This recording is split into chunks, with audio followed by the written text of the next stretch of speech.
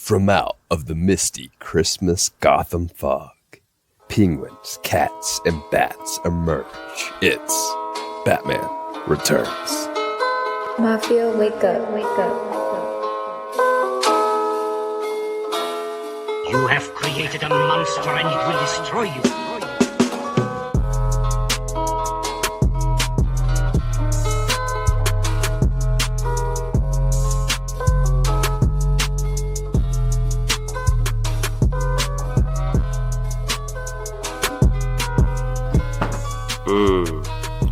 That was kind of my Batman voice, Alex. Oh, yeah. I like it. I also was, I was impressed by your voice, but I was also impressed that I got to watch this as a kid.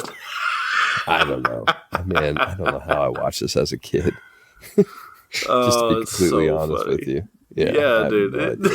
And to be honest, I don't think I did watch it much. Oh, really?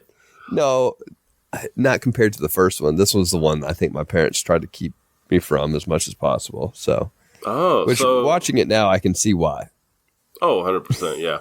I mean, kids probably wouldn't pick up on most of it, but... No, but it's also kind of... It's just dark. Oh, yeah, for sure. I mean, so the one scene that I really remembered was when Penguin bites the guy's nose. Oh, for sure.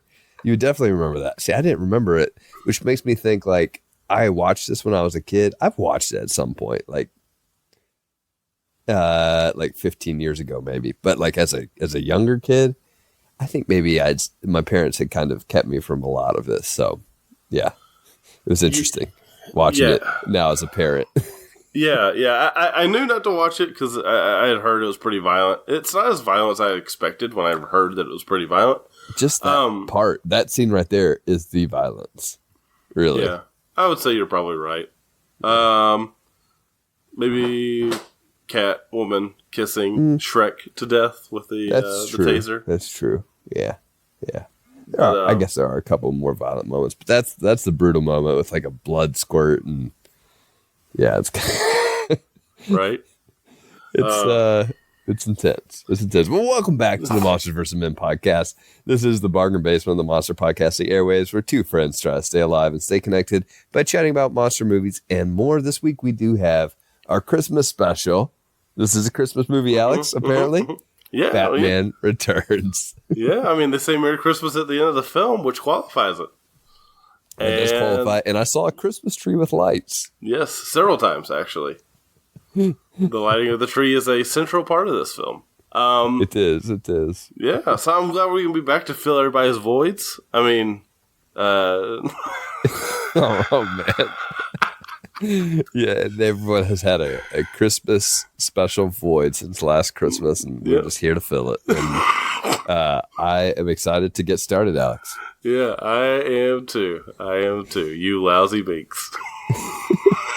Following the first major studio release of Batman, Tim Burton returns behind the camera with 1992's Batman Returns, featuring Danny DeVito's Penguin, Michelle Pfeiffer's Catwoman, and of course, Michael Keaton's Batman. As an unconventional Christmas flick, Alex, we go in a different direction this year. But did Batman Returns still bring the holiday cheer? I don't know if it brought cheer. Maybe some fear. There's a lot here to like, though, that was worth cheering about. First off, art direction is just phenomenal here. It's so good. It was good in the first film that I watched for this, as well, but they really stepped up their game. The big sets, the big statues, Penguin's lair, everything just oozed style. And that I was certainly cheering for throughout the movie. That being said, in terms of story and our characters, I think the first hour of this film is pretty stellar, actually. Yeah. I was pretty blown away by it. I even texted you, Eric, that I think I said something like I was really liking the movie, or I was very surprised by it. That being said, right after I texted you, I started the movie back up. And right about the time we decide to have Penguin be our mayor, I think the film kind of takes a turn into something that I didn't quite care for as much, which was disappointing. It starts leaning into the camp too much, to the point that I did not end up liking the movie as much as I had initially. Because I'm telling you, that first hour, I was in love. So to see it have those turns, I'm interested to see, Eric. You said when I said that. Were you on board with me there, or did it take a turn for you as well? Were you filled with cheer? Yeah. Like I had even, I think we were just texting briefly and I said, yeah, I think I like this one more than the first, but I was at the same point that you were.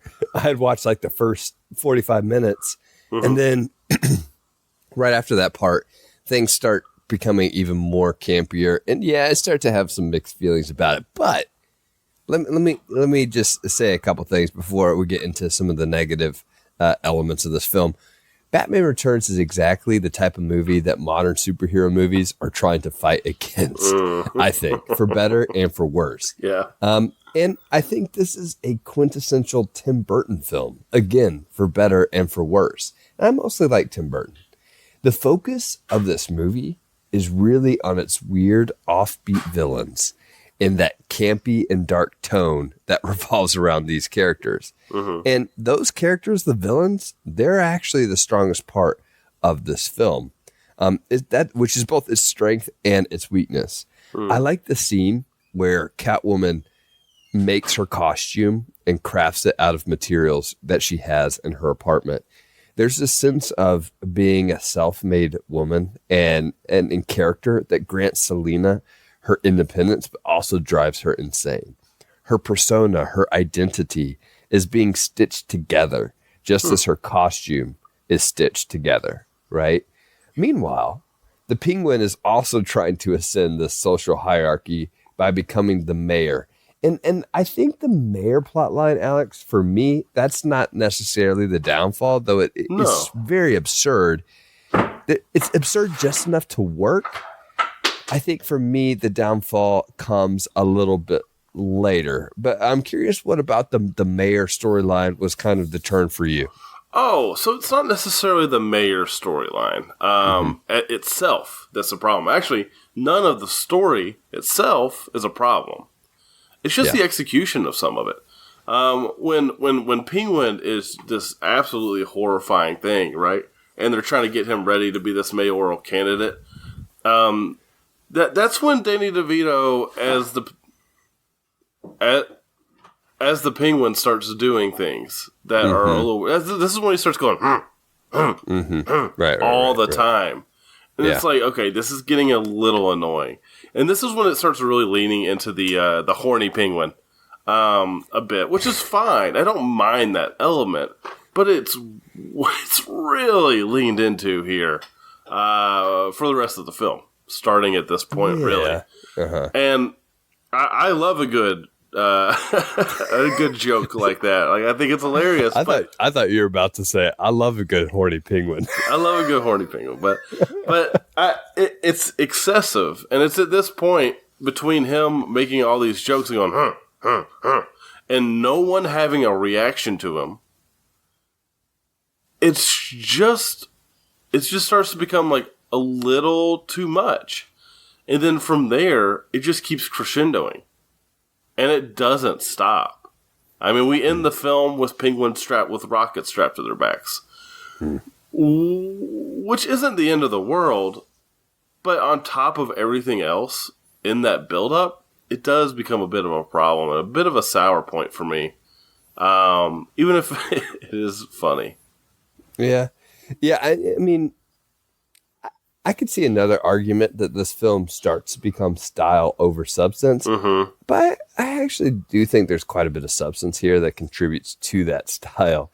The effects, you mentioned in our Monsters vs. Men conversation last week, Alex, you mentioned that the effects of that movie were great. I think the effects here are pretty great too. They're all practical, which becomes incredibly impressive at points. And at the beginning of the review, you mentioned the set design and the art direction. All of that is absolutely on point. The circus gang is awesome. They are. I mean, there's just so much variety there. There's so much to take in and enjoy. You can tell that Burton loves Christmas and Halloween in this movie. But where the film falters for me, actually, Alex, is honestly, it's a little bit what you're saying with Penguin. The Penguin, he becomes kind of fixated on his attraction to weird. It gets weird, right? But I could say the same thing about Bruce Wayne, right? Yeah. And his Batman here. This to me is where I think the film ultimately suffers a lot. Is I don't think we have a great hero in this movie. There's nothing that attracts me to Bruce Wayne as a character in this movie. It relies completely on its predecessor in that regard, which is fine, right? This is a sequel, but there's nothing in here that makes me like Bruce Wayne as a person. And there's nothing that makes me really like Batman as a person. There's nothing. It's so focused on its villains, Catwoman and Penguin, that we literally don't get a personality from Bruce Wayne except for his attraction to Selina. That's it. And to me, that becomes the issue with the superhero movie is it's so focused on the dark side. And I would say it does go back to that style. It's so focused on that we lose the focus, which ultimately should come back to Batman in some sense. Yeah, that's an interesting point. I think I agree there. You know, I definitely got more of a sense of Batman off of that first movie. We spent a lot more time with Bruce Wayne there, and I find him to be an interesting character because we see, how he treats people that are talking behind his back. We see all these different things. Whereas in this, it's just his interest in Selina. And it becomes a little rote in a lot of ways. And I agree. He's not as interesting here. It's really just about what he does as Batman, and I guess they expect his character to carry through from the first film, but I just don't think it quite works that way. We don't see...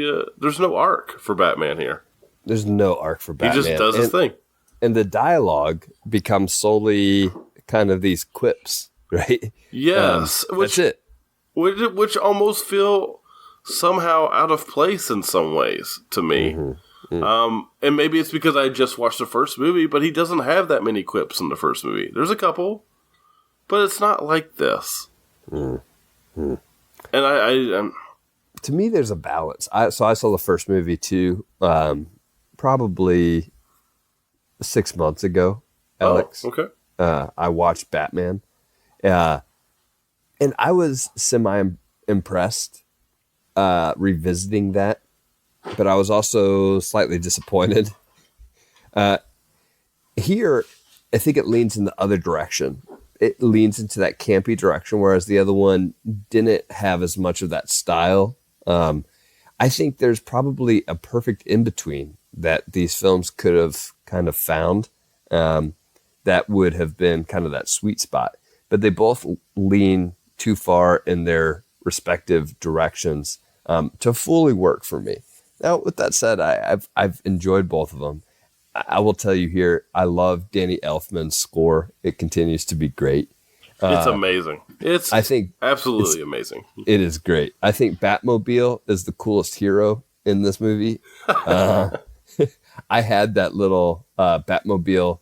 Me too. Kind of action figure car that broke apart, and the sides came off. And it shot the front piece off too. Oh, so awesome. So awesome. Yeah, I had that. That was great. That was a great toy. I will say my other gripe is the last 40 minutes, and I hate to be down on a Christmas episode, Alex. Oh, no. Ah, man, we are maybe disappointing some I was pretty down on Gremlins too, so it's okay. That's true.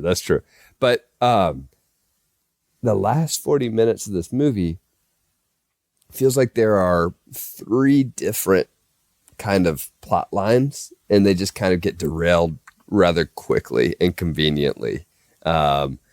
You've kind of got I'm going to kill the firstborn. Yes. Of everybody. I'm gonna, what am I gonna? I'm gonna do the next thing, and then I'm gonna get my penguins to go attack City Square. Yeah. Yeah. Right. And you're like, oh my gosh, what is going on? And then Batman just conveniently uses some sort of technology to reverse everything that he's trying to do. And it's like, well, that's kind of lame. Yeah. Right? I was like, okay, cool. You like input something on your computer. Alfred's the real hero, I think, in this movie. Because Alfred is the real hero in this movie, actually. He's the man in the chair. Yeah. Yeah, he is the man in the chair. I mean, when it comes to all the technology, I expect that Alfred's really the guy doing it. So, yeah, I mean, it just felt like so many things were just derailed because Batman found a way to, which makes sense. Like, Batman should have better technology than the Penguin, but like, it just comes kind of out of the blue, you know? So, I don't know. I think the final sequence with Catwoman is actually works pretty well. Yeah. It's campy, yes, but like that, it does work in the film with the 9 lives type of thing. But yeah, the Penguin sort of multiple sort of attempts that he makes, it just ends up feeling kind of forced. So that would be my other gripe. First hour of this movie, though, so much to latch onto and to enjoy. It's a shame that the second half doesn't quite live up. Yeah, I mean, they make Penguin such a fearsome character in the first half, only to kind of blow that up. And you know what? It kind of goes back to the mayor race where it starts, where Max is introducing him. That's when he is no longer scary and he becomes a joke. Yeah, it's like he kind of, when he starts interacting with other people, you know, the film starts to almost change direction a little bit into a satire comedy. And so the tone management becomes off at that point. Because it's this point where I was texting you, I was like, I like this movie more than the first one. There's a specific moment that we'll get to in our awards where I was like, this is kind of the climactic moment, and then it does shift from there. So maybe we should move into our awards, Alex. You ready? Let's do it. Compelling Character Award. Who you got? Despite my gripes with where a lot of the story goes for him, I'm gonna go Penguin. You know, all right. It's first off, I know it's not. I can't believe that acting. I'm not gonna say who it is because I'm gonna leave that to you, Eric. But this character is done so well. Having that black like tar coming out of his mouth whenever he talks, he is just such like a fearsome character, and you want to know how he survived as a baby. What did these penguins feed on? I mean, I guess they fed on fish, and then I guess he went to the circus for a little while, and then he came back. I don't know, but his character is just so interesting. You want to know how he survived in those early years. And I really want to get a better view of what he looked like as a baby. Like, why was he so scary other than his little flippers? Yeah. Honestly, for everything that we get from the Penguin, which we get a ton, this movie is focused a lot on him. It's almost a little bit underdeveloped, I think, at times to me. I do, but that kind of makes him compelling. So maybe there's a balance there. You kind of make him mysterious without going too far. I don't know. Yeah, I can see that.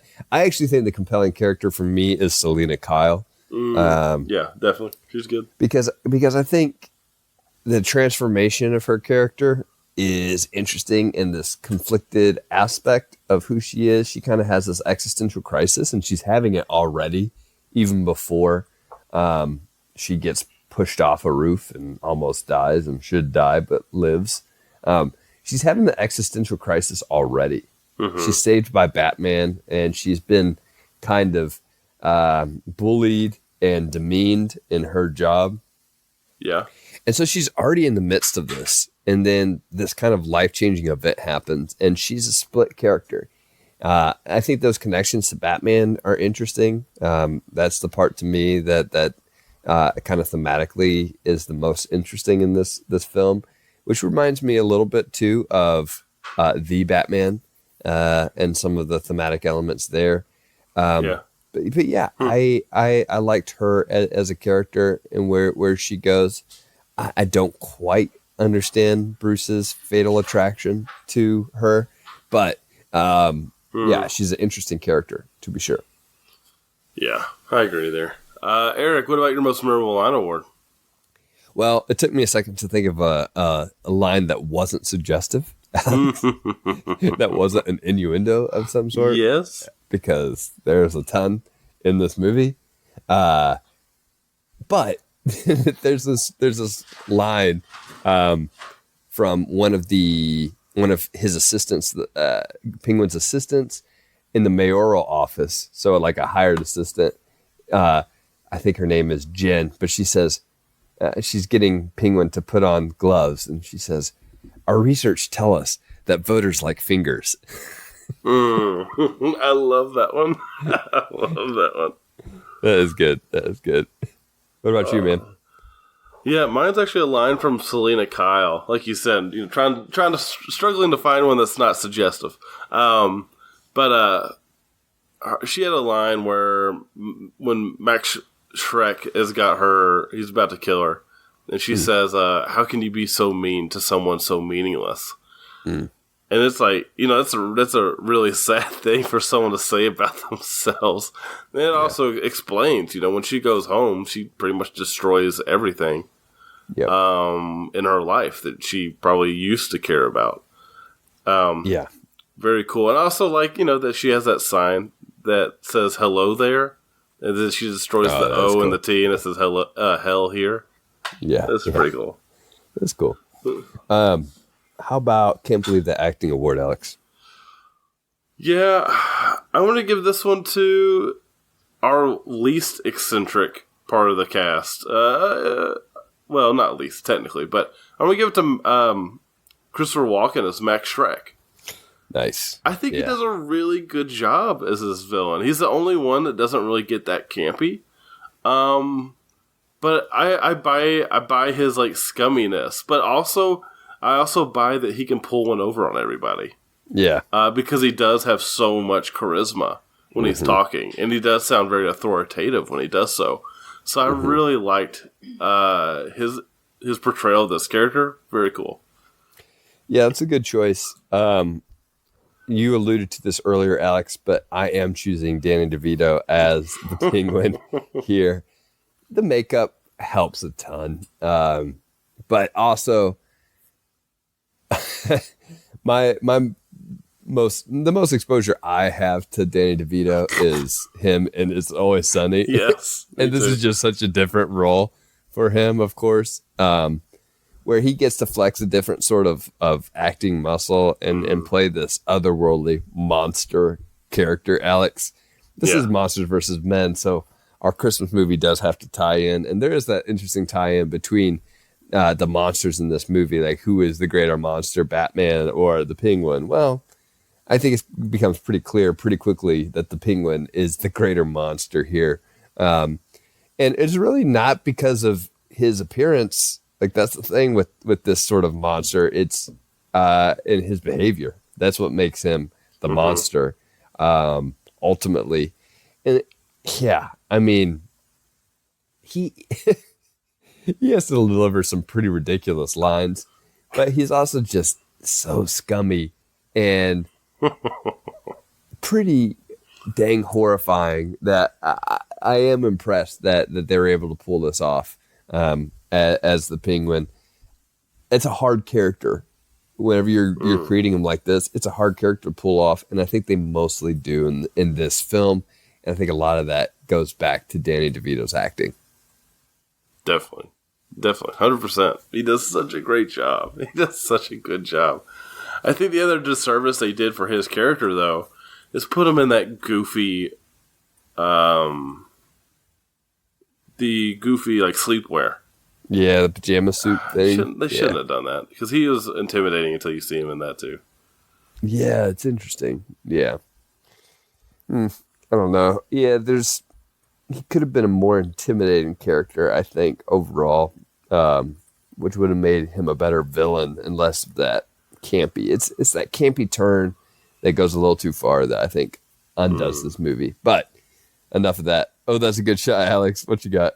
So there's a lot of effect shots in here that are really incredible. And I would give many of them my awards, especially some of those intro establishing shots for Penguin's Lair, even Wayne Manor. But I'm going to give it to one that was actually pretty creepy, and that's Selena Kyle when she dies and comes back to life. And it's got that really close-up shot of her face, and her eyes are rolled back and they're flickering.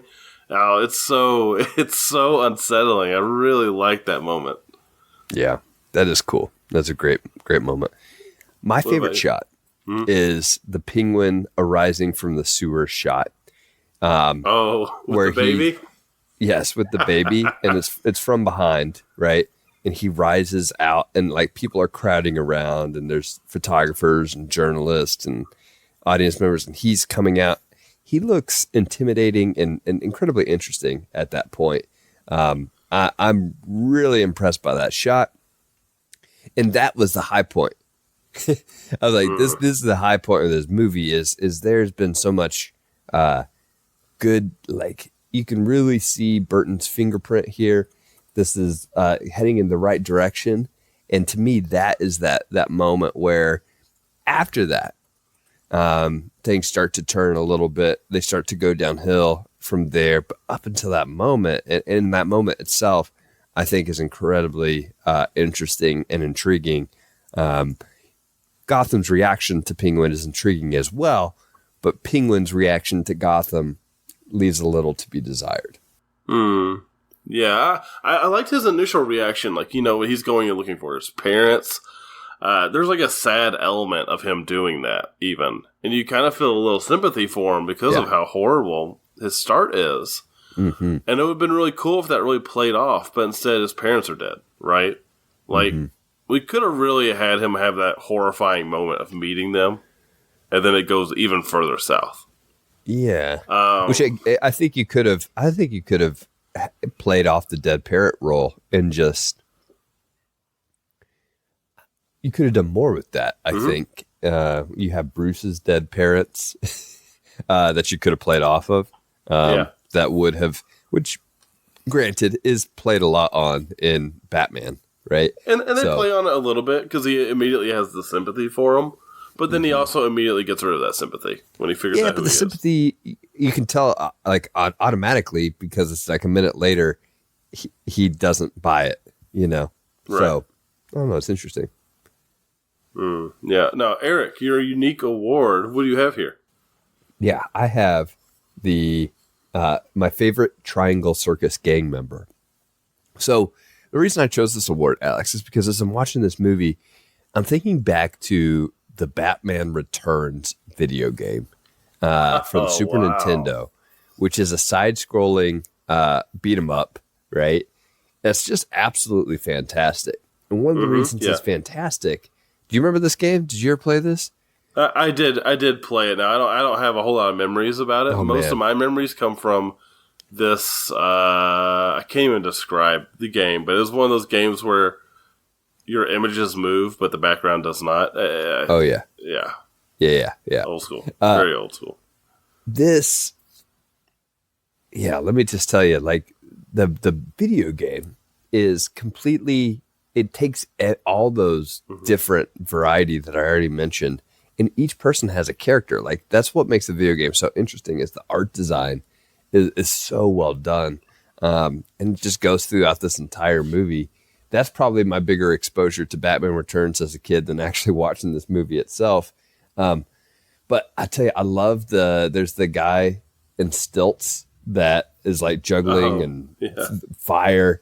That guy is awesome. And there's also the devil character that breathes fire from the really cool. There's so many really interesting gang members here. And I remember pretty much all of them just from that video game. So that was what stood out to me. What about you, man? I think, I'll do my favorite gang member as well.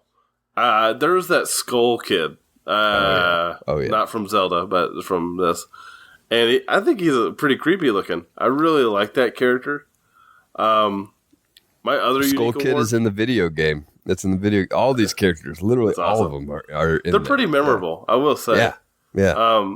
My other unique award would be this is the What Were You Thinking award, and this goes to Bruce Wayne for that awful Batcave layout. Like, how are you supposed to get from side to side?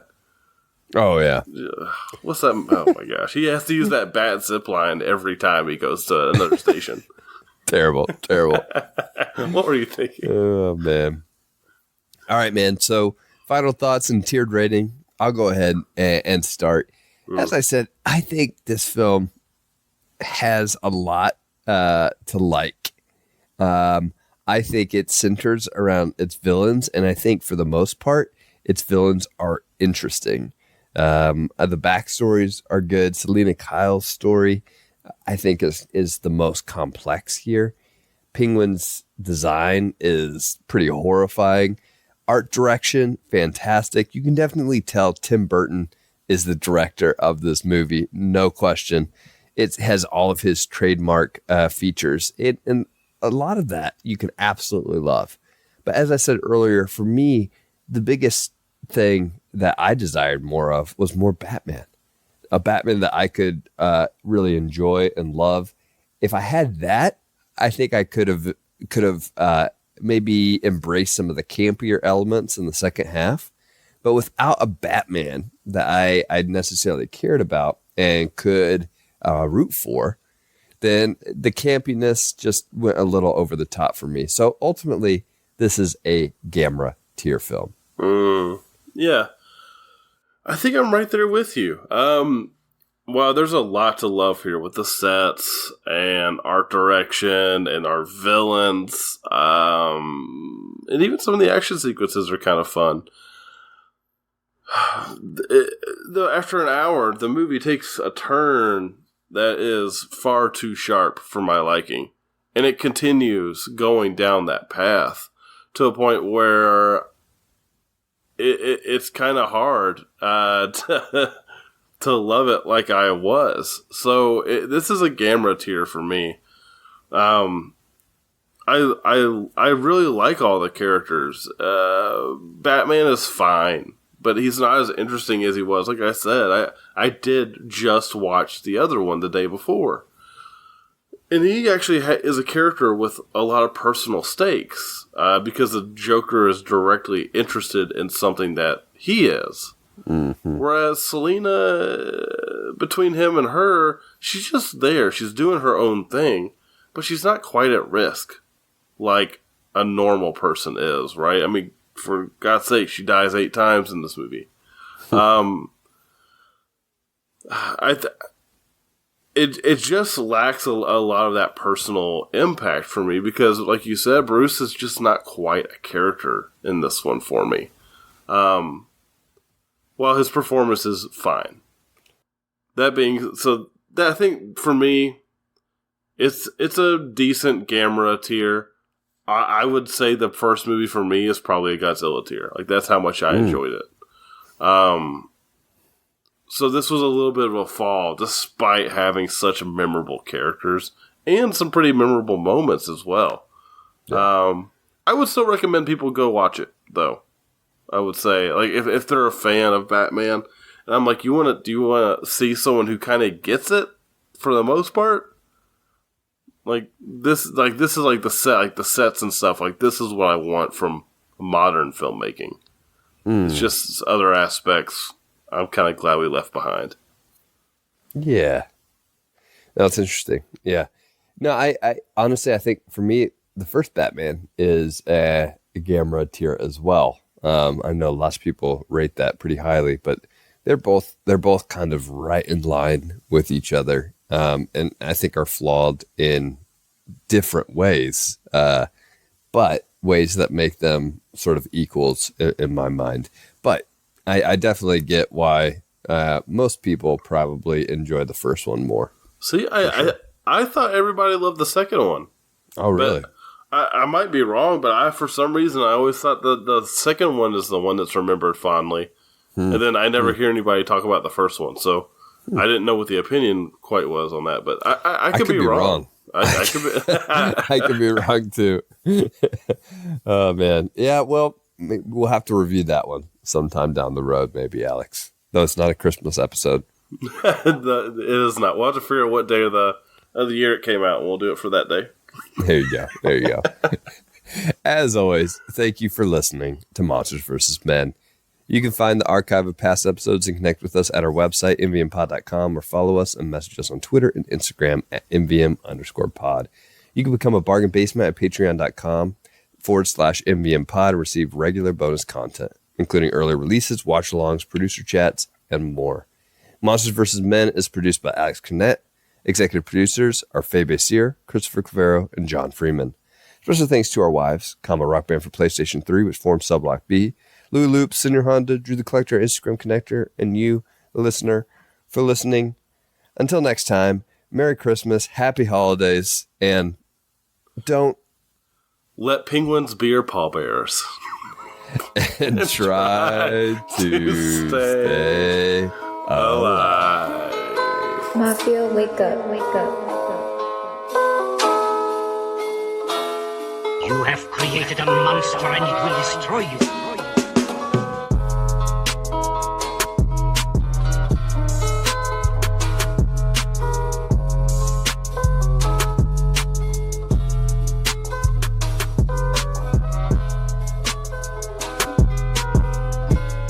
I thought you were about to say, I love a good horny penguin. I love a good horny penguin, but